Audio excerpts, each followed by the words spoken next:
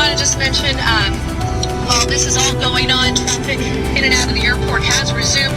Traffic into the airport is definitely going to be a nightmare for anyone that is trying to travel out of John Wayne Airport this afternoon. So definitely leave early. Traffic heavily impacted. I can't state this enough, just how bad the 405 southbound lanes look right now. The northbound lanes seem to be traveling okay. Of course, there's a traffic backup on the northbound lanes as well, just because you have the looky-loo factor with people trying to get a glance at what they can see down there. But right now, as you can see, definitely a big emergency response. They still have